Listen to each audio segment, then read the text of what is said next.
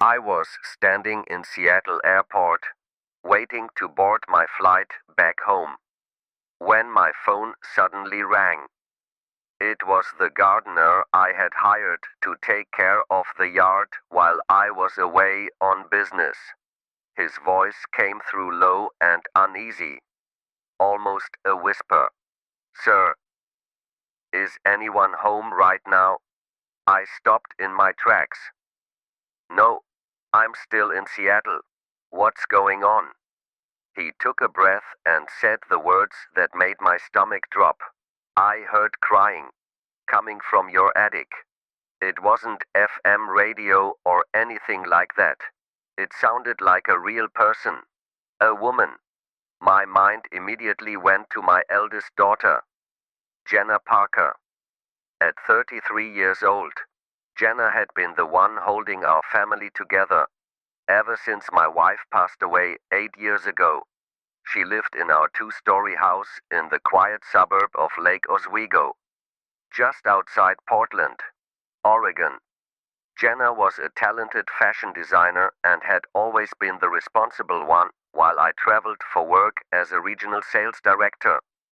We had two daughters, and she had stepped up to help manage things at home. The attic in our house was old and mostly used for storage. There shouldn't be anyone up there. There shouldn't be any crying at all. Yet that phone call changed everything in an instant. A heavy, uneasy feeling settled deep in my chest as I stood there in the busy terminal. Something was very wrong inside my own home.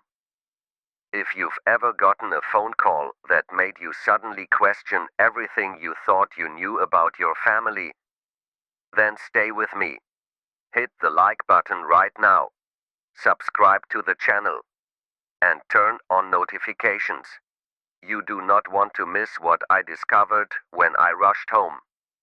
I landed in Portland late that same evening and drove straight back to Lake Oswego. The house looked quiet from the outside, just like always. But my mind kept replaying that whispered phone call. When I pulled into the driveway, Kyle Simmons was still there waiting near his truck with his tools packed up. He stepped forward as soon as he saw me. Mr. Parker, I'm glad you made it back quick, he said, keeping his voice low even though no one else was around. I didn't want to leave until you got here. I shook his hand and asked him to walk me through exactly what he had heard. Kyle explained he had been trimming the hedges along the side of the house when the sound started. It came from above, muffled but clear enough that it stopped him cold. He pointed up toward the roofline where the attic windows sat dark and small. I climbed the ladder to check the gutters, thinking maybe an animal got trapped. He continued. But then I heard it again. Definitely a person. Crying. Not loud, but steady. Like someone trying to hold it in. We went inside together.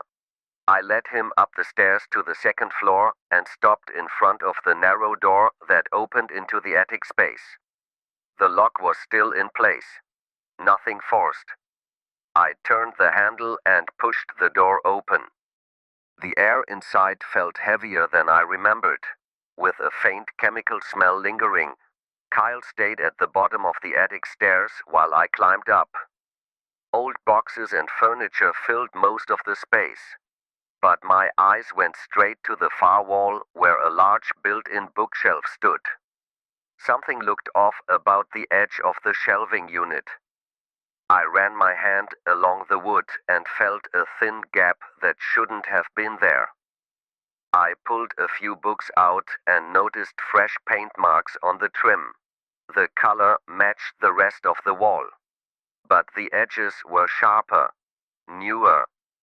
When I pressed my ear against the wood, I caught the faintest sound of movement on the other side, like fabric shifting or a quiet breath. my heart started beating faster. Jenna had mentioned weeks ago that she wanted to reorganize the attic for extra storage, but she never said anything about construction or new shelving. I stepped back and looked at the floorboards. There were scuff marks near the base of the unit that looked like they came from something heavy being moved recently. Kyle called up from the stairs. "Find anything?" Sir, I didn't answer right away. Instead, I walked the perimeter of the attic, checking the small windows. They were all locked from the inside. The chemical smell grew stronger near the bookshelf wall. It reminded me of fresh latex paint mixed with something else I couldn't quite place. I came back down and thanked Kyle for staying. He offered to come back the next day if I needed help moving anything, but I told him I would handle it from here. After he left, I stood alone in the hallway and stared at the closed attic door. Jenna wasn't home yet. She had texted earlier saying she was finishing up late at her design studio downtown. I had always trusted her to keep things running smoothly while I traveled. She was the one who handled the bills and made sure the house stayed in order after my wife passed.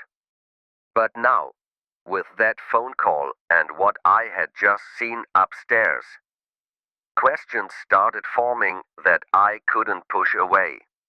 I walked into Jenna's room on the second floor and looked around carefully. Her desk was neat, sketchbooks stacked in order, fabric swatches pinned to a board. Nothing seemed out of place at first glance. Still, the uneasy feeling in my chest wouldn't leave. Something had changed inside this house, and I needed to figure out what it was before Jenna returned. The next morning, I decided to look around more carefully. Jenna had come home late the night before and was already gone to her studio by the time I woke up. I waited until I heard her car pull out of the driveway before I went into her room. The space was tidy as always, but I started opening drawers and checking the desk where she kept her paperwork. Under a stack of design sketches, I found a folder with receipts from the last few months. One receipt caught my eye right away. It was for several gallons of soundproofing paint and acoustic foam panels, ordered from a construction supply store in Portland. The date was only 3 weeks ago. Another receipt was for a small wireless camera system, the kind that connects to a phone app. The total came to over $2,000. I had never seen any new cameras installed in the house, and Jenna had never mentioned doing any remodeling upstairs. I flipped through more papers and found a note in her handwriting listing measurements for a wall section and a request for a custom steel door frame. My hands started to shake as I realized these were not for any normal home project. I put everything back exactly as I found it and left the room. Later that morning, I walked outside to the side yard to get some air. Pamela Rogers from next door was out watering her flowers. She waved me over. I had known Pamela for years. She was the one who always noticed little things in the neighborhood because she worked from home. "Morning, Timothy," she said. "You look like you didn't sleep much. Everything okay?" I tried to keep my voice casual and asked if she had noticed any unusual activity around our house lately. Pamela set down the hose and thought for a moment. "Well, now that you mention it, there have been a few odd things," she replied. "I've seen a dark SUV parked in your driveway late at night a couple times in the last month. It wasn't Jenna's car. The driver always left around 2 or 3 in the morning. And a few weeks back, I heard what sounded like hammering coming from your roof area after midnight." I thought maybe you were fixing something in the attic, but it went on for hours. She paused and looked at me more closely. Is there something going on I didn't want to pry? But it seemed strange because you're usually so quiet over there. I thanked her and said I was just checking on some maintenance issues. As I walked back inside, her words kept echoing in my head. The receipts, the late night car, the hammering, everything was starting to connect in a way I didn't want to believe. Jenna had always been the reliable one who handled the house while I was away. Now I was finding proof that she had been doing things behind my back, things she never told me about. I sat down at the kitchen table and stared at the wall. The trust I had placed in her for the last 8 years suddenly felt fragile. I needed more answers, and I knew exactly who to call next to help me dig deeper without alerting anyone. That afternoon, I picked up the phone and called Mark Davidson. Mark had been my closest friend for over 20 years and worked as a family law attorney in downtown Portland. He answered on the second ring and could tell from my voice that something was wrong. I asked him to come over right away without giving too many details over the line. He arrived within the hour and we sat down in the living room with the door closed. I started by telling him about the strange phone call from the gardener and what I had found upstairs. Mark listened carefully without interrupting. When I mentioned the receipts for soundproofing materials and the camera system, he leaned forward and asked to see them. I described everything I had seen in Jenna's room and the conversation with the neighbor. Mark rubbed his chin and said, "This doesn't sound right. Timothy, let me make a few calls and check some public records quietly. In the meantime, have you looked at any old messages or emails from Sierra lately?" That question stopped me cold. I hadn't thought about my younger daughter's messages in a long time. Sierra had always been quiet and artistic, more focused on her illustration work than on family drama. I pulled out my phone and opened the messaging app where old conversations with her were still saved. Most of the recent ones were short replies from her number, but something felt off about the wording. The tone was too cheerful, too generic, as if someone was trying too hard to sound normal. Mark suggested we check the actual voice messages. I played one from 8 months ago. The voice sounded like Sierra at first. But when Mark listened closely, he noticed tiny digital artifacts. He pulled out his laptop and ran a quick analysis using a free online tool for audio deepfakes. Within minutes, the results came back clear. The voice had been generated by AI software. The real Sierra hadn't sent those messages. My stomach turned. Mark explained that voice cloning apps had become sophisticated enough to mimic someone after just a few minutes of training data. Jenna could have used old recordings from family videos to create them. He also found that several large transfers had been made from the family trust fund into an account linked to Jenna's design business over the past year. The paperwork listed Sierra as co-signer, but the signature looked forged. Mark closed his laptop and looked at me seriously. "We need to move carefully here. If Jenna is hiding something this big, involving your younger daughter, we can't tip her off. I'll start gathering official documents tomorrow and see if we can get a private investigator involved without raising alarms."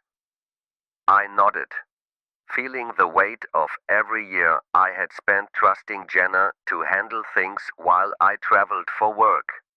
She had always called me Dad in that warm way and assured me the girls were fine.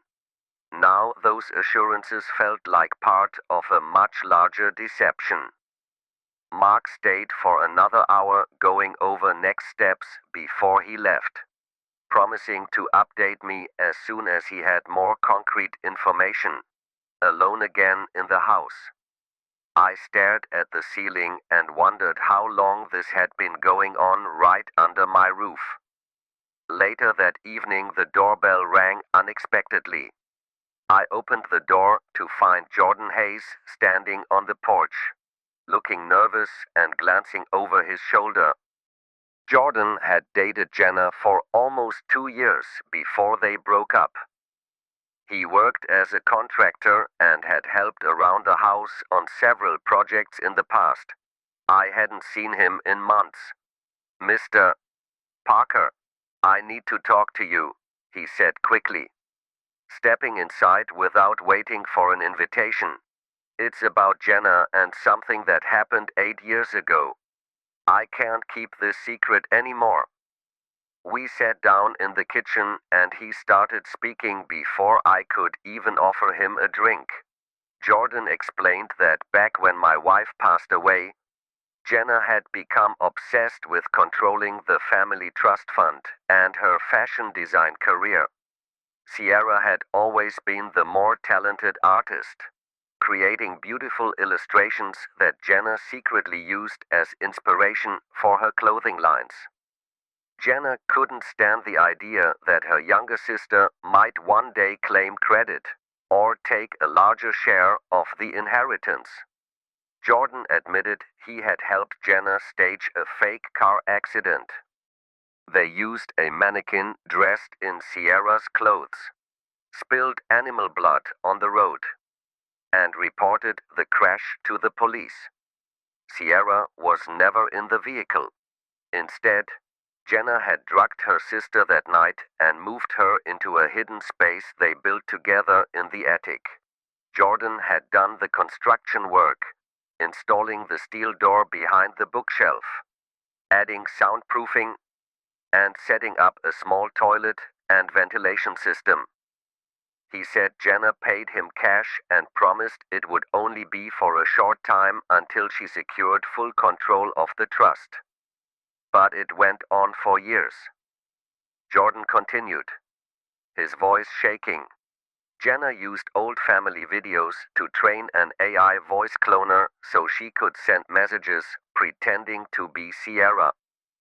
She told Sierra that she had caused the accident and killed someone, so Sierra was too terrified to try escaping. Jenna fed her just enough and let her draw to keep her calm. Every new fashion collection Jenna released had ideas stolen from Sierra's sketches.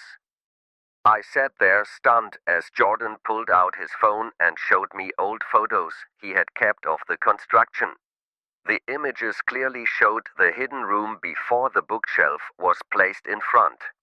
He also played a short recording where Jenna could be heard instructing him on how to reinforce the walls so no sound would escape.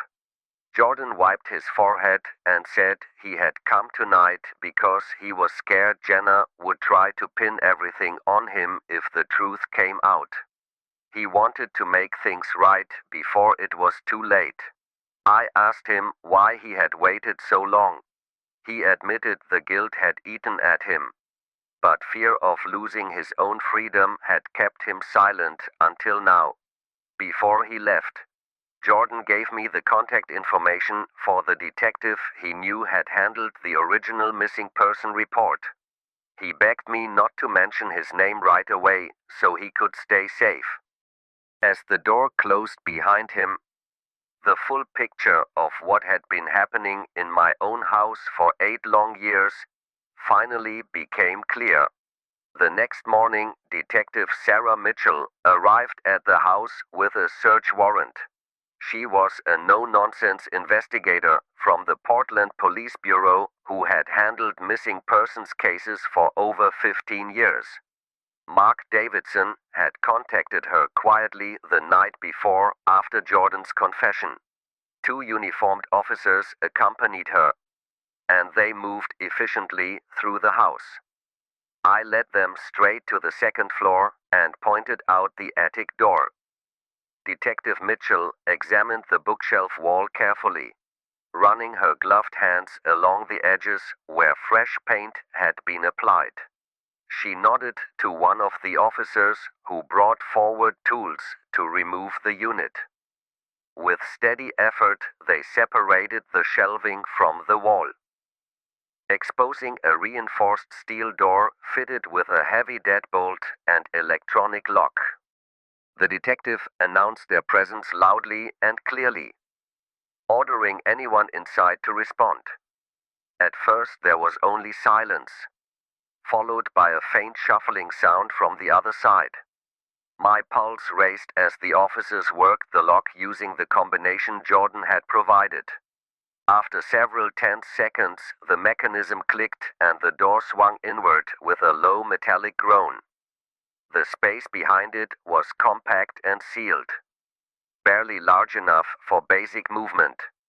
Thick acoustic panels covered every wall and the ceiling, painted a dull neutral tone to blend with the surroundings. A single mattress lay on a low frame in one corner, paired with a basic portable toilet and a small sink unit. Scattered across a makeshift table were pencils, charcoal sticks, and stacks of sketchbooks. Hundreds of drawings covered the panels, every one depicting my face at different ages and expressions, some recent, others yellowed with time.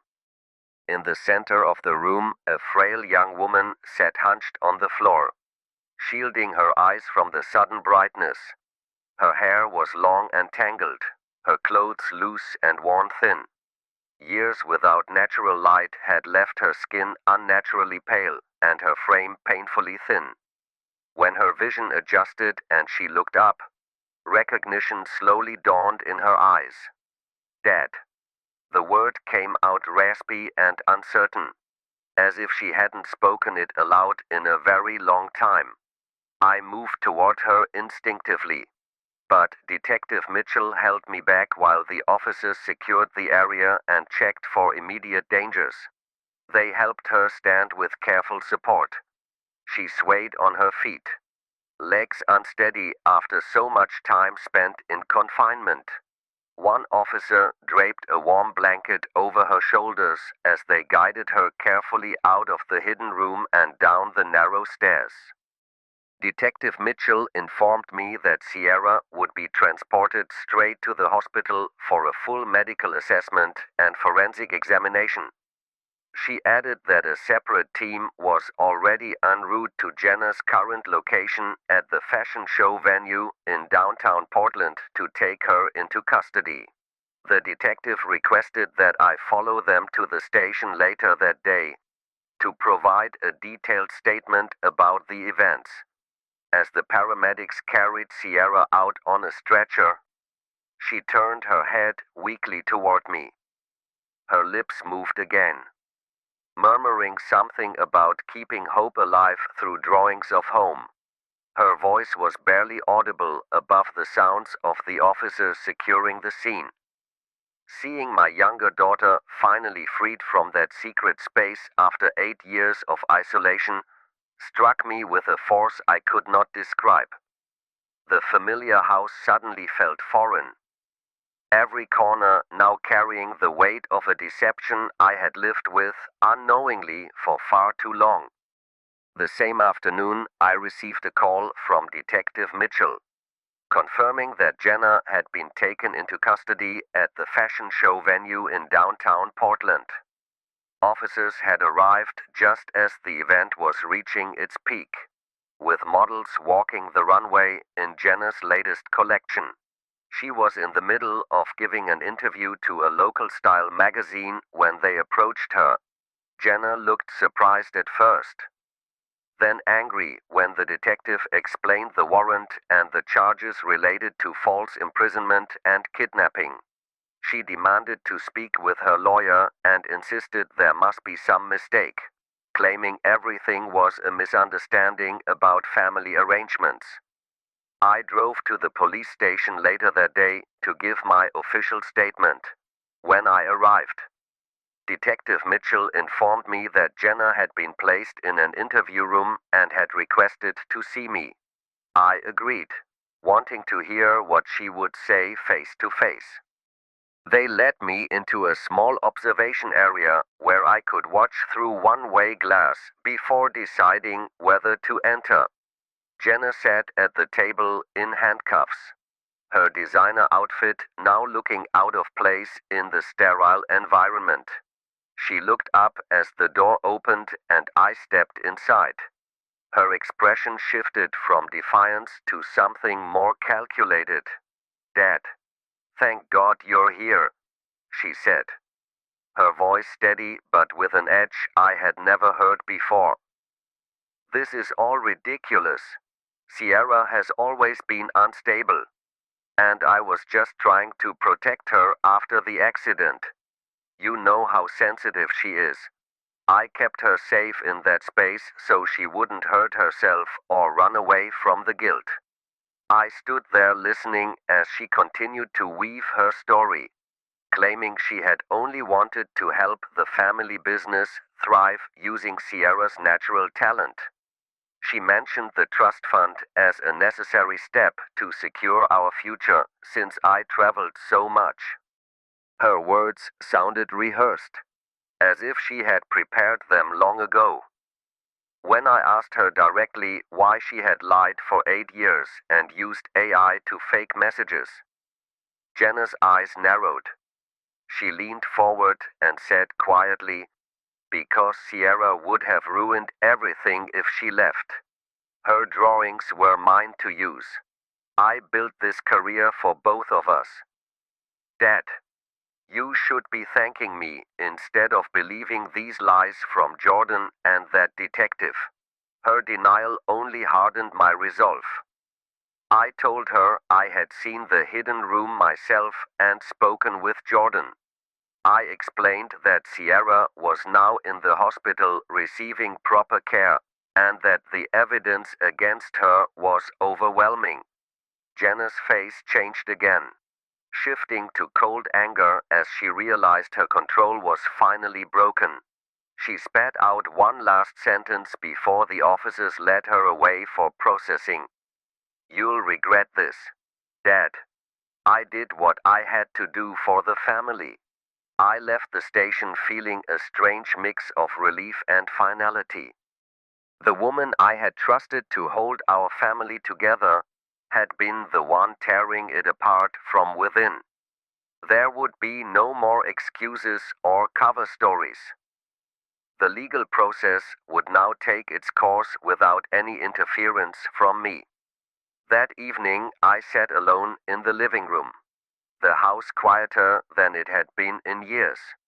The reality of the betrayal settled in deeply, confirming that the relationship I once had with my eldest daughter was irreparably damaged. A week later, we gathered in the courtroom for the sentencing hearing. Jenna stood beside her attorney as the judge reviewed the evidence presented over the previous days. The charges included kidnapping, false imprisonment, forgery, and financial fraud related to the family trust. Sierra sat quietly beside me in the front row, still recovering but strong enough to attend. She held my hand tightly during the proceedings, but never once looked toward her sister. The judge spoke clearly and without emotion. He detailed how Jenna had systematically isolated Sierra for 8 years, using deception, fabricated evidence, and technology to maintain control while profiting from her sister's artistic talent. He noted the premeditated nature of the hidden room, the staged accident, and the ongoing manipulation of family finances. After considering all factors, including Jenna's lack of remorse, the judge delivered the sentence: 20 years in state prison with no possibility of early release for the first 12 years. Jenna would also forfeit any claim to the family trust fund and repay substantial restitution from her personal assets. Jenna remained silent as the gavel came down. She was led away in restraints without turning back. That moment marked the complete and final break.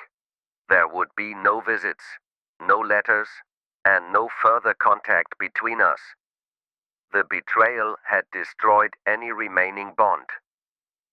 In the days that followed, Sierra and I began the slow process of rebuilding.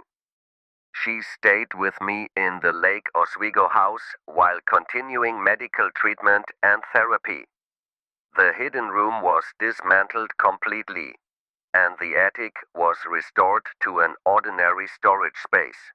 Sierra started creating new illustrations again, this time openly sharing her work and even selling a few pieces through a local gallery. Her drawings of our family gradually shifted from memories of isolation to images of quiet hope and recovery. I reduced my travel schedule significantly to spend more time at home. We talked openly about the years we had lost and the warning signs I had missed. Sierra never expressed any desire to reconnect with Jenna, and I supported that decision fully. The trust fund was restructured so that Sierra received her fair share immediately, giving her the independence she had been denied for so long. Looking back now, the entire ordeal taught a hard but necessary lesson. Ghen tị và lòng tham trong gia đình có thể dẫn đến những hành động phá hủy không thể cứu vãn, biến người thân thành kẻ thù và để lại hậu quả kéo dài nhiều năm, chỉ khi đối mặt với sự thật và chọn công lý thay vì che giấu. Chúng ta mới có cơ hội bắt đầu lại. Lòng tin một khi bị phá vỡ hoàn toàn thì khó mà khôi phục. Và đôi khi việc cắt đứt là cách duy nhất để bảo vệ những gì còn lại của gia đình. Sierra and I are moving forward together, one day at a time, in the same house that once held such a dark secret. The silence that replaced the years of deception now feels like the beginning of true peace.